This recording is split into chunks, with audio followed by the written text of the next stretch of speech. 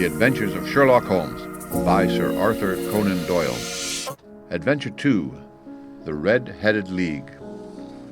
I had called upon my friend Mr. Sherlock Holmes one day in the autumn of last year and found him in deep conversation with a very stout, florid-faced elderly gentleman with fiery red hair. With an apology for my intrusion, I was about to withdraw when Holmes pulled me abruptly into the room and closed the door behind me.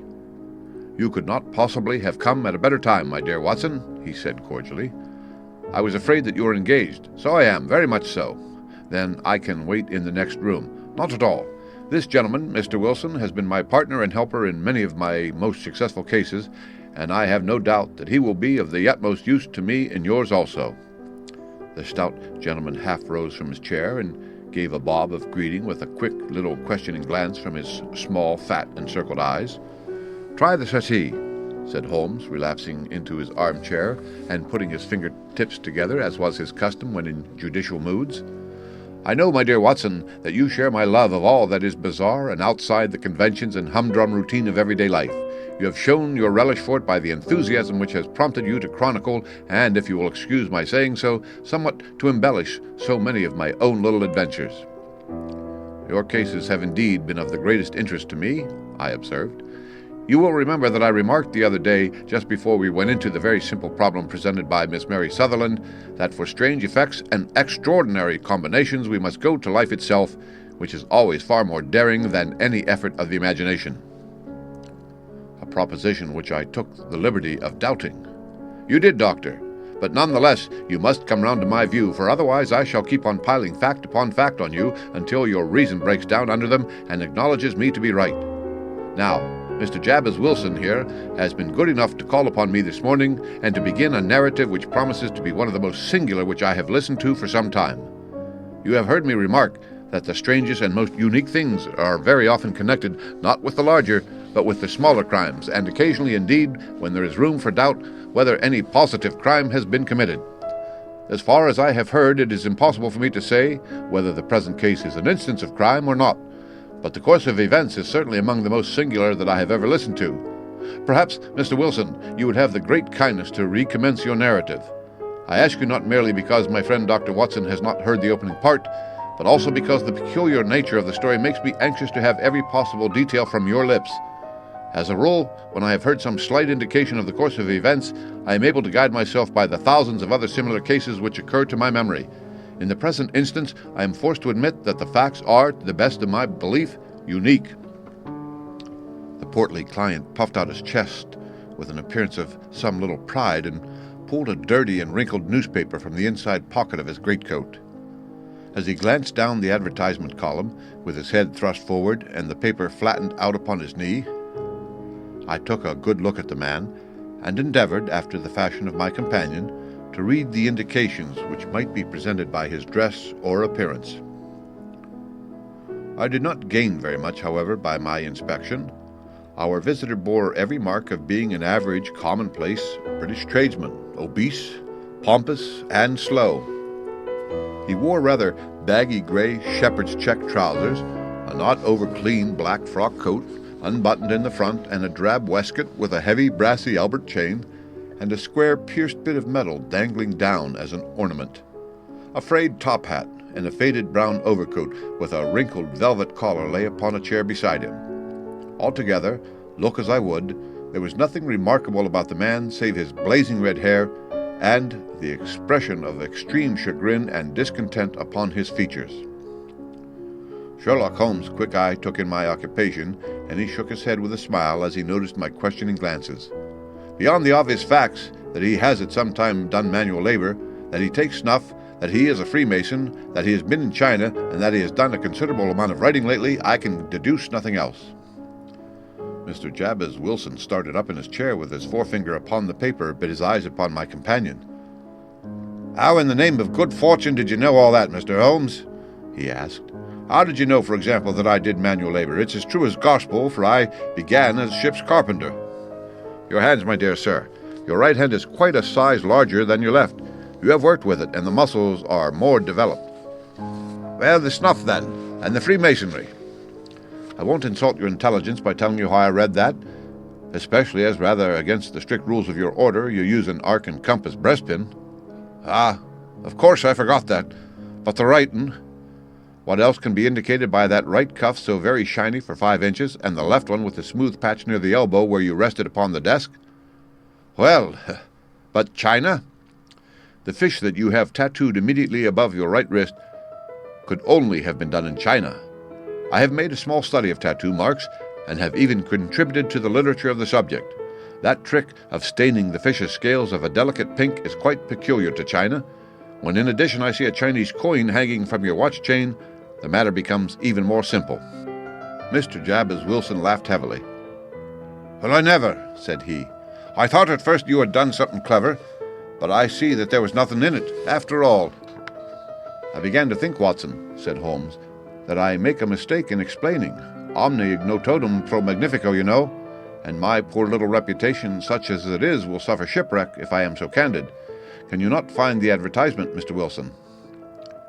"Yes, I've got it now," he answered with his thick red finger planted halfway down the column. "Here it is. This is what began it all. You just read it for yourself, sir." I took the paper from him and read as follows. "To the Red-Headed League, on account of the bequest of the late Ezekiah Hopkins of Lebanon, Pennsylvania, United States of America, there is now another vacancy open which entitles a member of the League to a salary of £4 a week for purely nominal services. All red-headed men who are sound in body and mind and above the age of 21 years are eligible. Apply in person on Monday at 11 o'clock to Duncan Ross at the offices of the League, 7 Pope's Court, Fleet Street." "What on earth does this mean?" I ejaculated after I had twice read over the extraordinary announcement. Holmes chuckled and wriggled in his chair, as was his habit when in high spirits. "It is a little off the beaten track, isn't it?" said he. "And now, Mr. Wilson, off you go at scratch and tell us all about yourself, your household, and the effect which this advertisement had upon your fortunes. You will first make a note, Doctor, of the paper and the date." "It is the Morning Chronicle of April 27th, 1890, just 2 months ago." "Very good. Now, Mr. Wilson?" "Well, it is just as I have been telling you, Mr. Sherlock Holmes," said Jabez Wilson, mopping his forehead. "I have a small pawnbroker's business at Coburg Square near the city. It's not a very large affair, and of late years it has not done more than just give me a living. I used to be able to keep 2 assistants, but now I only keep 1, and I would have a job to pay him, but that he is willing to come for half wages so as to learn the business." "What is the name of this obliging youth?" asked Sherlock Holmes. "His name is Vincent Spaulding, and he's not such a youth either. It's hard to say his age. I should not wish a smarter assistant, Mr. Holmes, and I know very well that he could better himself and earn twice what I'm able to give him. But, after all, if he is satisfied, why should I put ideas in his head?" "Why, indeed. You seem most fortunate to have an employee who comes under the full market price. It is not a common experience among employers in this age. I don't know that your assistant is not as remarkable as your advertisement." "Oh, he has his faults, too," said Mr. Wilson. "Never was such a fellow for photography. Snapping away with a camera when he ought to be improving his mind, and then diving down into the cellar like a rabbit into its hole to develop his pictures. That is his main fault, but on the whole he's a good worker. There's no vice in him." "He's still with you, I presume?" "Yes, sir. He and a girl of 14 who does a bit of simple cooking and keeps the place clean. That's all I have in the house, for I am a widower and never had any family. We live very quietly, sir, the 3 of us, and we keep a roof over our heads and pay our debts if we do nothing more." "The first thing that put us out was that advertisement. Spaulding, he came down into the office just this day, 8 weeks, with this very paper in his hand, and he says, 'I wish to the Lord, Mr. Wilson, that I was a red-headed man.' 'Why that?' I asks. 'Why,' said he, 'here's another vacancy on the League of Red-Headed Men. It's worth quite a little fortune to any man who gets it, and I understand that there are more vacancies than there are men, so that the trustees are at their wits' end what to do with the money. If my hair would only change color, here's a nice little crib all ready for me to step into.' 'Why, what is it, then?' I asked. You see, Mr. Holmes, I am a very stay-at-home man, and as my business came to me instead of my having to go to it, I was often weeks on end without putting my foot over the doormat. In that way I didn't know much of what was going on outside, and I was always glad of a bit of news.' 'Have you never heard of the League of the Red-Headed Men?' he asked with his eyes open. 'Never.' 'Why, I wonder at that, for you are eligible yourself for one of the vacancies." "What are they worth?" I asked. "Oh, merely a couple of hundred a year, but the work is slight, and it need not interfere very much with one's other occupations." Well, you can easily think that made me prick up my ears, for the business has not been over good for some years, and an extra couple of hundred would have been very handy. "Tell me all about it," said I.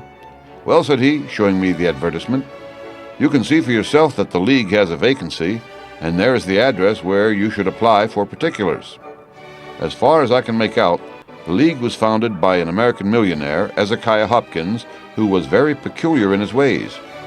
He was himself red-headed, and he had a great sympathy for all red-headed men, so when he died it was found that he had left his enormous fortune in the hands of trustees with instructions to apply the interest to the providing of easy berths to men whose hair is of that color. From all I hear, it is splendid pay and very little to do." "But," said I, "there would be millions of red-headed men who could apply." "Not so many as you might think," he answered. "You see, it is really confined to Londoners and to grown men. This American had started from London when he was young, and he wanted to do the old town a good turn. Then again, I have heard it is no use your applying if your hair is light red or dark red or anything but real bright, blazing, fiery red. Now, if you cared to apply, Mr. Wilson, you would just walk in, but perhaps it would hardly be worth your while to put yourself out of the way for the sake of a few £100.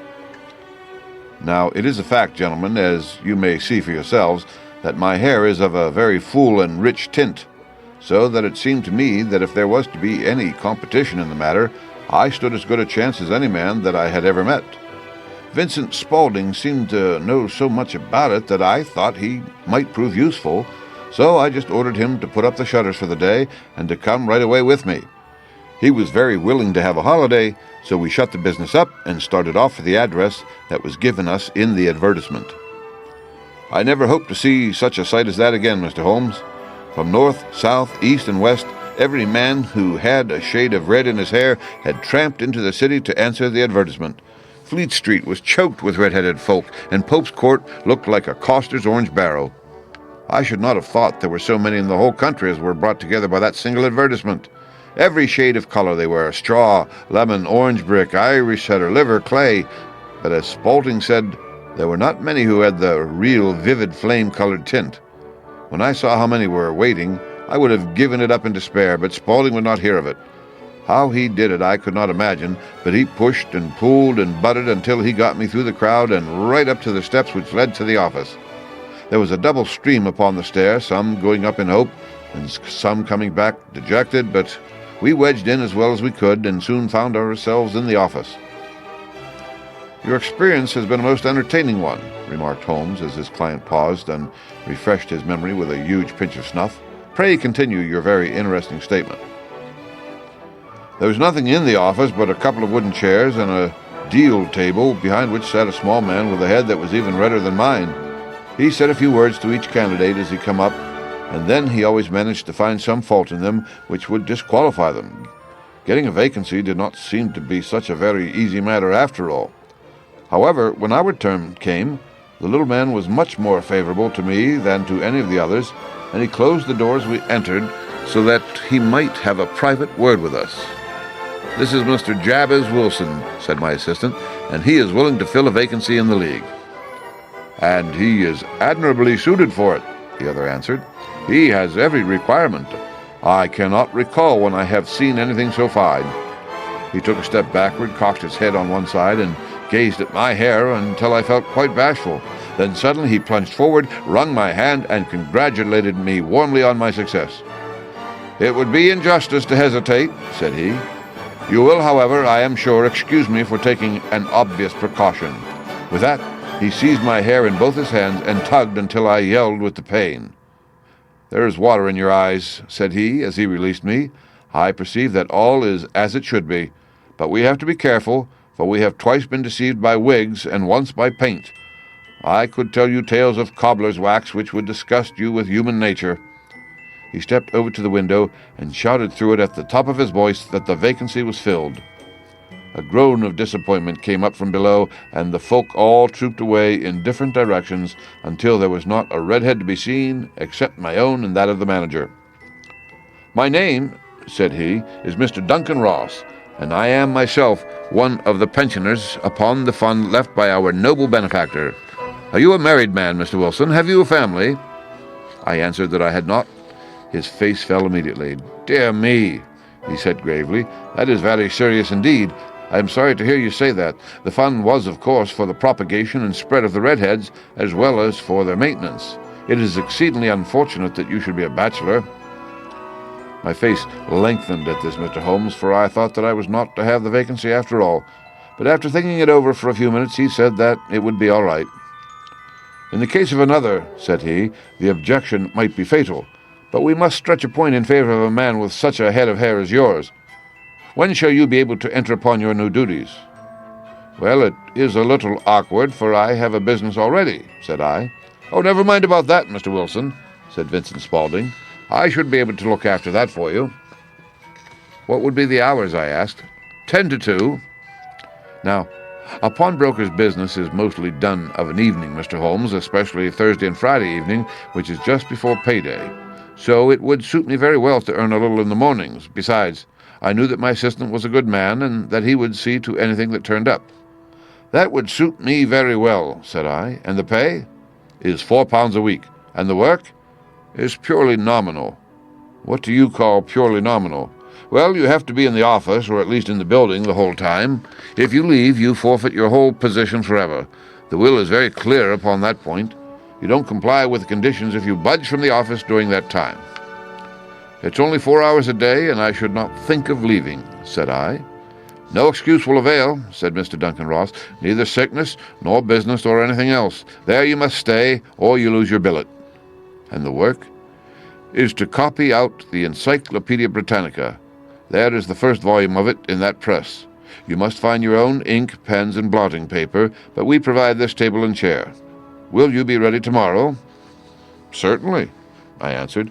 "Then goodbye, Mr. Jabez Wilson, and let me congratulate you once more on the important position which you have been fortunate enough to gain." He bowed me out of the room, and I went home with my assistant, hardly knowing what to say or do. I was so pleased at my good fortune. Well, I thought over the matter all day, and by evening I was in low spirits again, for I had quite persuaded myself that the whole affair must be some great hoax or fraud, though what its object might be I could not imagine. It seemed altogether past belief that anyone could make such a will, or that they would pay such a sum for doing anything so simple as copying out the Encyclopedia Britannica. Vincent Spaulding did what he could to cheer me up, but by bedtime I had reasoned myself out of the whole thing. However, in the morning I determined to have a look at it anyhow, so I bought a penny bottle of ink, and with a quill pen and 7 sheets of foolscap paper, I started off for Pope's Court. Well, to my surprise and delight, everything was as right as possible.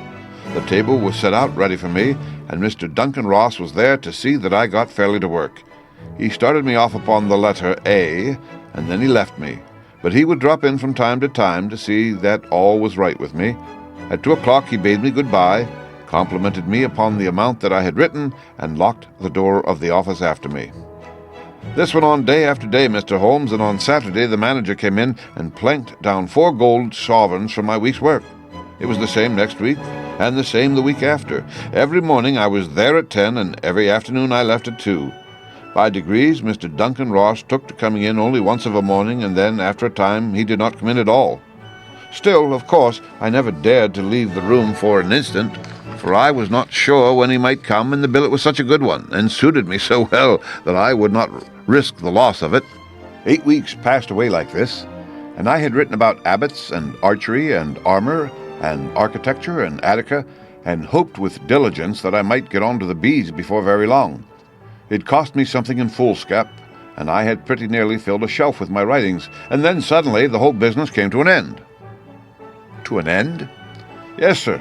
And no later than this morning I went to my work as usual at 10 o'clock, but the door was shut and locked with a little square of cardboard hammered on to the middle of the panel with a tack. Here it is, and you can read for yourself. He held up a piece of white cardboard about the size of a sheet of notepaper.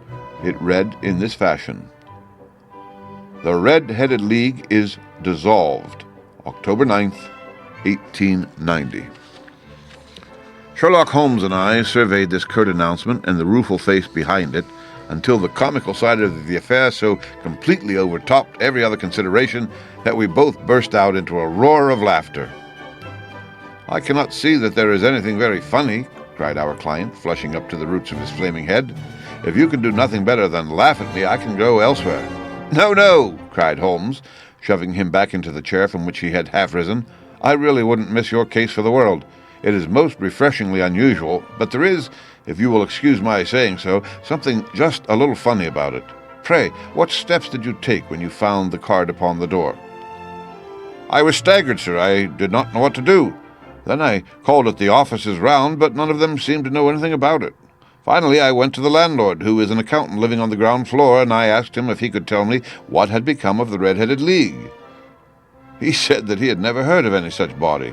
Then I asked him who Mr. Duncan Ross was. He answered that the name was new to him. "Well," said I, "the gentleman at number 4. "What, the red-headed man?" "Yes." "Oh," said he, "his name was William Morris. He was a solicitor and was using my room as a temporary convenience until his new premises were ready. He moved out yesterday." "Where could I find him?" "Oh, at his new offices. He did tell me the address. Yes, 17 King Edward Street, near St. Paul's." I started off, Mr. Holmes, but when I got to that address, it was a manufactory of artificial kneecaps, and no one in it had ever heard of either Mr. William Morris or Mr. Duncan Ross. "And what did you do then?" asked Holmes. "I went home to Saxe-Coburg Square, and I took the advice of my assistant. But he could not help me in any way. He could only say that if I waited, I should hear by post.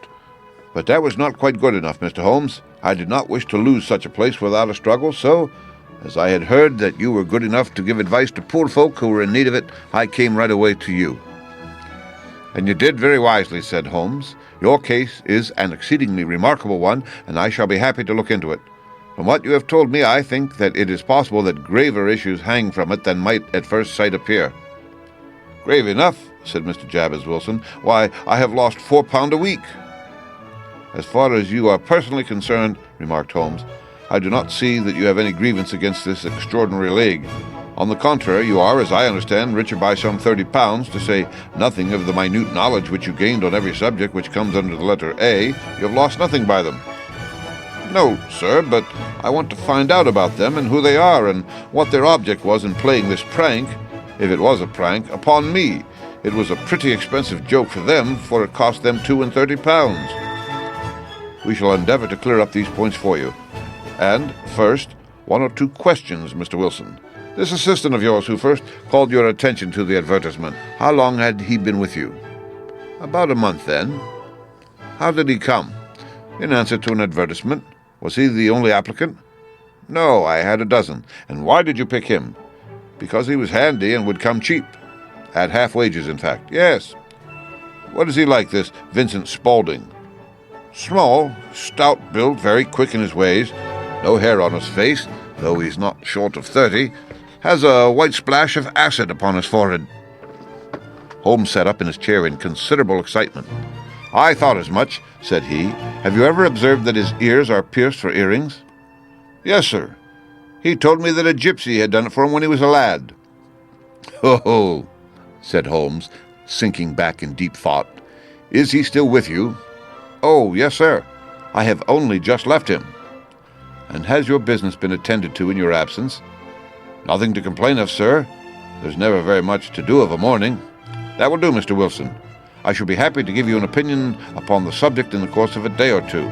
Today is Saturday, and I hope that by Monday we may come to a conclusion." "Well, Watson," said Holmes, when our visitor had left us, "what do you make of it all?" "I make nothing of it," I answered frankly. "It is a most mysterious business." "As a rule," said Holmes, "the more bizarre a thing is, the less mysterious it proves to be. It is your commonplace, featureless crimes which are really puzzling, just as a commonplace face is the most difficult to identify. But I must be prompt over this matter." "What are you going to do, then?" I asked. "To smoke," he answered. "It is quite a 3-pipe problem, and I beg that you won't speak to me for 50 minutes. He curled himself up in his chair, with his thin knees drawn up to his hawk-like nose, and there he sat with his eyes closed and his black clay pipe thrusting out like the bill of some strange bird.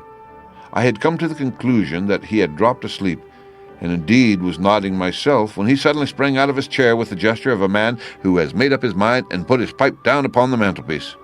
"Sarasate plays at the St. James Hall this afternoon," he remarked. "What do you think, Watson? Could your patient spare you for a few hours?" "I have nothing to do today. My practice is never very absorbing." "Then put on your hat and come. I am going through the city first, and we can have some lunch on the way. I observe that there is a good deal of German music on the program, which is rather more to my taste than Italian or French. It is introspective, and I want to introspect. Come along." We traveled by the Underground as far as Aldersgate, and a short walk took us to Saxe-Coburg Square, the scene of the singular story which we had listened to in the morning.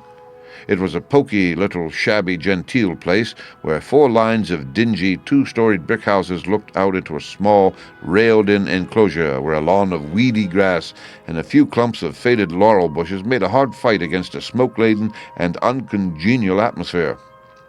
3 gilt balls and a brown board with Jabez Wilson in white letters upon a corner house announced the place where our red-headed client carried on his business. Sherlock Holmes stopped in front of it with his head on one side and looked it all over, with his eyes shining brightly between puckered lips. Then he walked slowly up the street, and then down again to the corner, still looking keenly at the houses.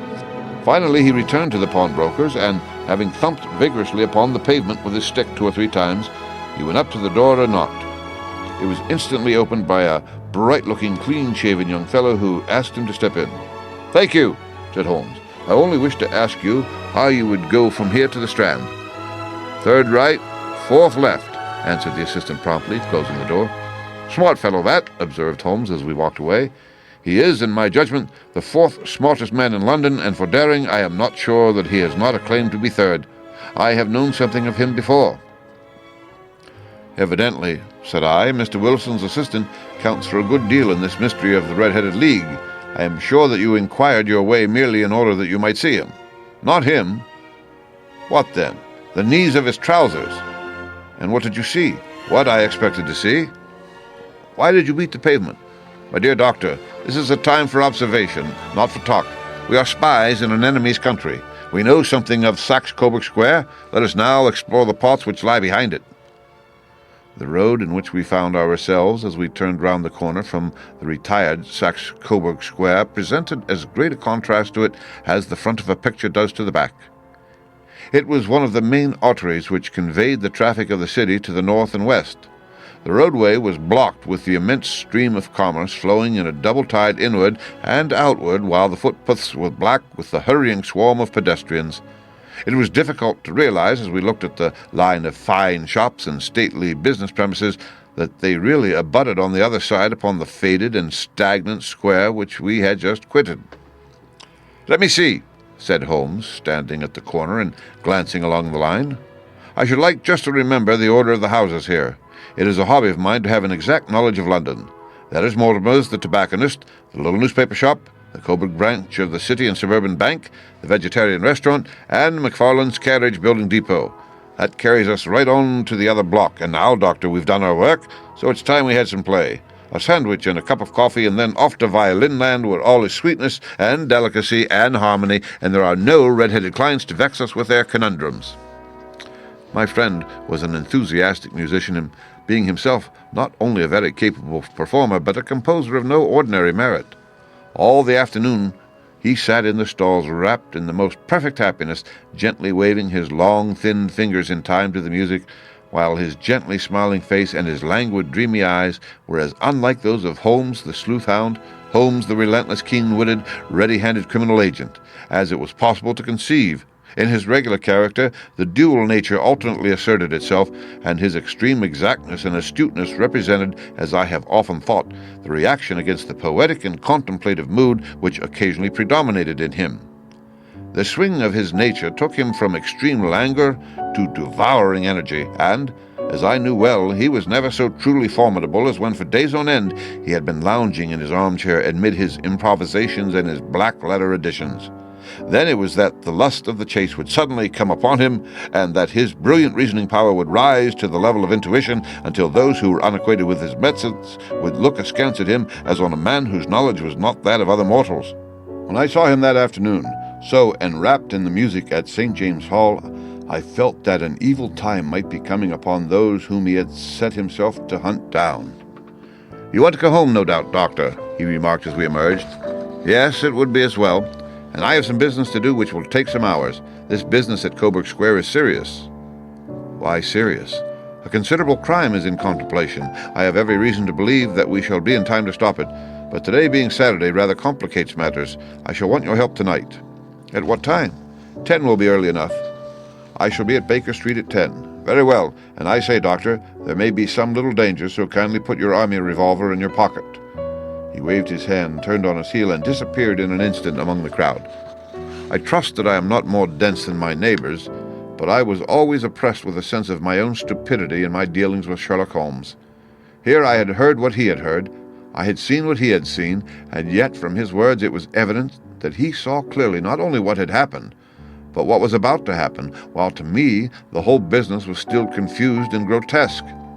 As I drove home to my house in Kensington, I thought over it all, from the extraordinary story of the red-headed copier of the encyclopedia down to the visit to Saxe-Coburg Square and the ominous words with which he had parted from me. What was this nocturnal expedition, and why should I go armed? Where were we going, and what were we to do? I had the hint from Holmes that this smooth-faced pawnbroker's assistant was a formidable man, a man who might play a deep game. I tried to puzzle it out, but gave it up in despair and set the matter aside until night should bring an explanation. It was 9:15 when I started from home and made my way across the park, and so through Oxford Street to Baker Street. 2 hansoms were standing at the door, and as I entered the passage I heard the sound of voices from above. On entering his room, I found Holmes in animated conversation with 2 men, one of whom I recognized as Peter Jones, the official police agent, while the other was a long, thin, sad-faced man with a very shiny hat and oppressively respectable frock coat. "Ha! Our party is complete," said Holmes, buttoning up his pea-jacket and taking his heavy hunting crop from the rack. "Watson, I think you know Mr. Jones of Scotland Yard. Let me introduce you to Mr. Merriweather, who is to be our companion in tonight's adventure." "We're hunting in couples again, Doctor, you see," said Jones in his consequential way. "Our friend here is a wonderful man for starting a chase. All he wants is an old dog to help him to do the running down." "I hope a wild goose may not prove to be the other end of our chase," observed Mr. Merriweather gloomily. "You may place considerable confidence in Mr. Holmes, sir," said the police agent loftily. "He has his own little methods, which are, if he won't mind my saying so, just a little too theoretical and fantastic, but he has the makings of a detective in him. It is not too much to say that once or twice, as in that business of the Sholto murder and the Agra treasure, he has been more nearly correct than the official force." "Oh, if you say so, Mr. Jones, it is all right," said the stranger with deference. "Still, I confess that I miss my rubber. It is the first Saturday night for 27 years that I have not had my rubber." "I think you will find," said Sherlock Holmes, "that you will play for a higher stake tonight than you have ever done yet, and that the play will be more exciting. For you, Mr. Merriweather, the stake will be some £30,000, and for you, Jones, it will be the man upon whom you wish to lay your hands." "John Clay, the murderer, thief, smasher, and forger. He's a young man, Mr. Merriweather, but he is at the head of his profession, and I would rather have my bracelets on him than on any criminal in London. He's a remarkable man, is young John Clay. His grandfather was a royal duke, and he himself has been to Eton and Oxford. His brain is as cunning as his fingers, and though we meet signs of him at every turn, we never know where to find the man himself. He'll crack a crib in Scotland one week and be raising money to build an orphanage in Cornwall the next. I've been on his track for years, and have never set eyes on him yet. I hope that I may have the pleasure of introducing you tonight. I've had 1 or 2 little turns also with Mr. John Clay, and I agree with you that he is at the head of his profession. It is past 10, however, and quite time that we started. If you 2 will take the first hansom, Watson and I will follow in the second."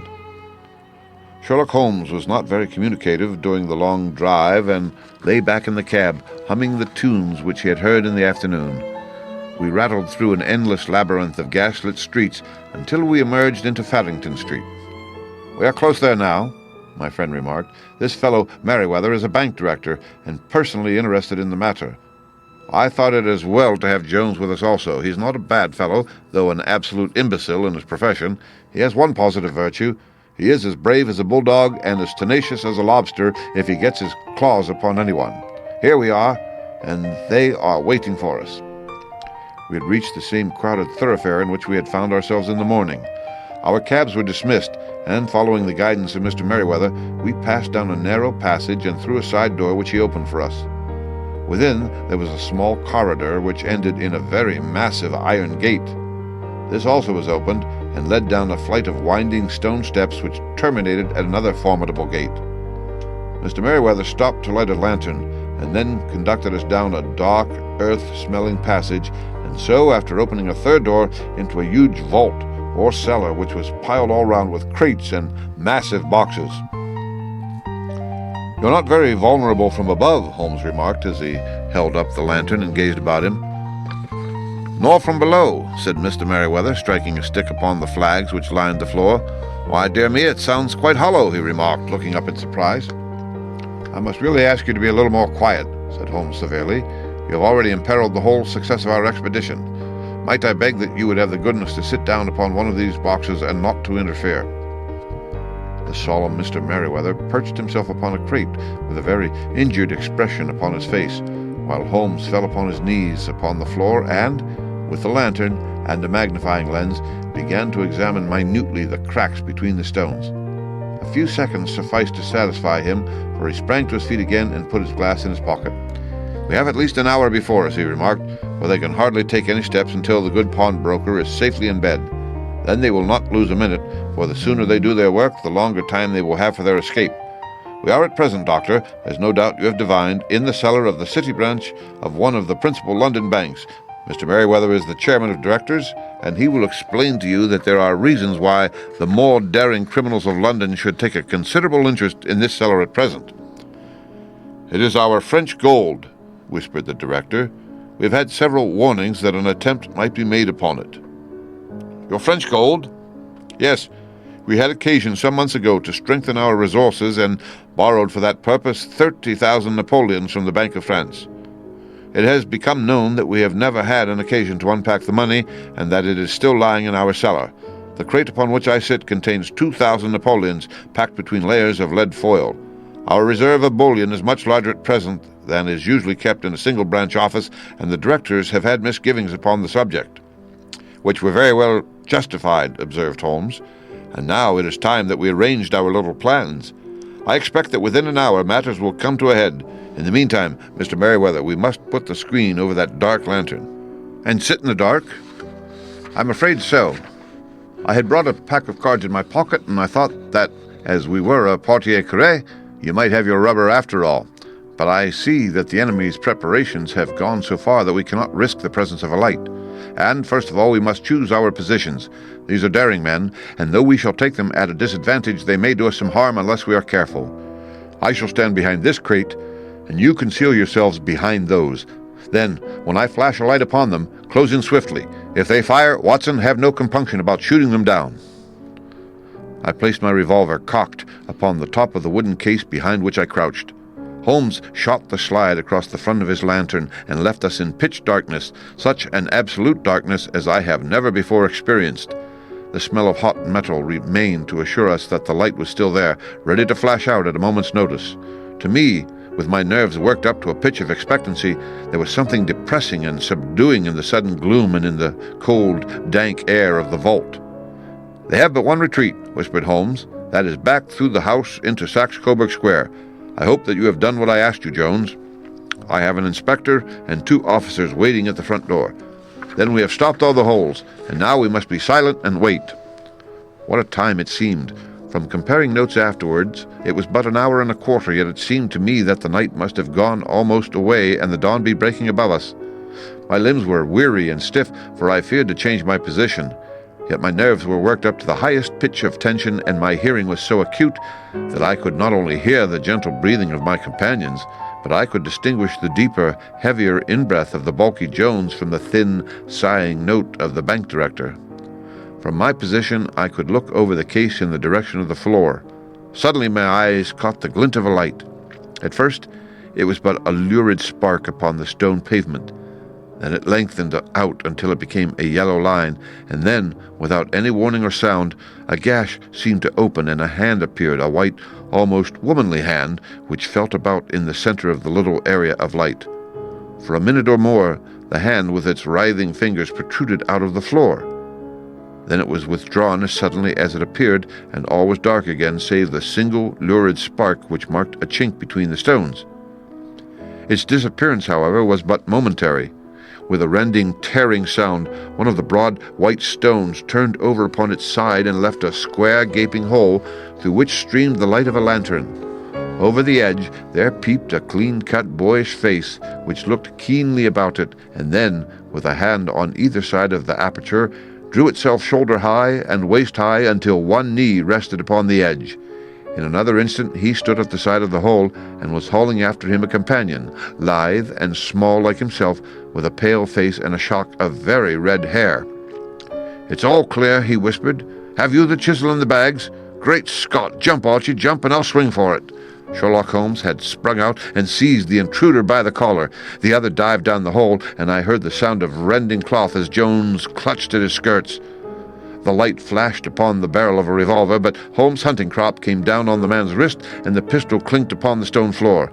"It's no use, John Clay," said Holmes blandly. "You have no chance at all." "So I see," the other answered with the utmost coolness. "I fancy that my pal is all right, though I see you have got his coat-tails." "There are 3 men waiting for him at the door," said Holmes. "Oh, indeed. You seem to have done the thing very completely. I must compliment you." "And I you," Holmes answered. "Your red-headed idea was very new and effective." "You'll see your pal again presently," said Jones. "He's quicker at climbing down holes than I am. Just hold out while I fix the derbies." "I beg that you will not touch me with your filthy hands," remarked our prisoner, as the handcuffs clattered upon his wrists. "You may not be aware that I have royal blood in my veins. Have the goodness also, when you address me, always to say 'sir' and 'please.'" "All right," said Jones, with a stare and a snigger. "Well, would you please, sir, march upstairs where we can get a cab to carry your highness to the police station?" "That is better," said John Clay serenely. He made a sweeping bow to the 3 of us and walked quietly off in the custody of the detective. "Really, Mr. Holmes," said Mr. Merryweather as we followed them from the cellar, "I do not know how the bank can thank you or repay you. There is no doubt that you have detected and defeated in the most complete manner one of the most determined attempts at bank robbery that have ever come within my experience." "I have had 1 or 2 little scores of my own to settle with Mr. John Clay," said Holmes. "I have been at some small expense over this matter, which I shall expect the bank to refund, but beyond that I am amply repaid by having had an experience which is in many ways unique, and by hearing the very remarkable narrative of the Red-Headed League.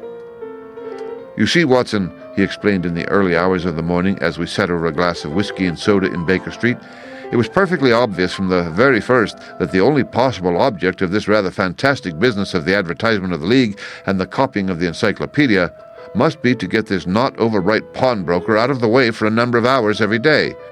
It was a curious way of managing it, but really it would be difficult to suggest a better. The method was no doubt suggested to Clay's ingenious mind by the color of his accomplice's hair. The £4 a week was a lure which must draw him, and what was it to them who were playing for thousands? They put in the advertisement, one rogue has the temporary office, the other rogue incites the man to apply for it, and together they managed to secure his absence every morning in the week. From the time that I heard of the assistant having come for half wages, it was obvious to me that he had some strong motive for securing the situation. But how could you guess what the motive was? Had there been women in the house, I should have suspected a mere vulgar intrigue. That, however, was out of the question. The man's business was a small one, and there was nothing in his house which could account for such elaborate preparations and such an expenditure as they were at. It must then be something out of the house. What could it be? I thought of the assistant's fondness for photography and his trick of vanishing into the cellar. The cellar! There was the end of this tangled clue. Then I made inquiries as to this mysterious assistant and found that I had to deal with one of the coolest and most daring criminals in London. He was doing something in the cellar, something which took many hours a day for months on end. What could it be, once more? I could think of nothing, save that he was running a tunnel to some other building. So far I had got when we went to visit the scene of action. I surprised you by beating upon the pavement with my stick. I was ascertaining whether the cellar stretched out in front or behind. It was not in front. Then I rang the bell, and as I hoped, the assistant answered it. We have had some skirmishes, but we had never set eyes upon each other before. I hardly looked at his face. His knees were what I wished to see. You must yourself have remarked how worn, wrinkled, and stained they were. They spoke of those hours of burrowing. The only remaining point was what they were burrowing for. I walked round the corner, saw the City and Suburban Bank abutted on our friend's premises, and I felt that I had solved my problem. When you drove home after the concert, I called upon Scotland Yard and upon the chairman of the bank directors with the results that you have seen. And how could you tell that they would make their attempt tonight? I asked. Well, when they closed their league offices, that was a sign that they cared no longer about Mr. Jabez Wilson's presence. In other words, that they had completed their tunnel. But it was essential that they should use it soon, as it might be discovered or the bullion might be removed. Saturday would suit them better than any other day, as it would give them 2 days for their escape. For all these reasons, I expected them to come tonight. You reasoned it out beautifully, I exclaimed in unfeigned admiration. It is so long a chain, and yet every link rings true. It saved me from ennui, he answered, yawning. At last, I already feel it closing in upon me. My life is spent in one long effort to escape from the commonplaces of existence. These little problems help me to do so. And you are a benefactor of the race, said I. He shrugged his shoulders. Well, perhaps after all it is of some little use, he remarked. L'homme c'est rien, l'ouvre c'est tout, as Gustave Flaubert wrote to George Sand. The end. Read by Rick Kishner for Lit2Go. On the web at fcit.usf.edu.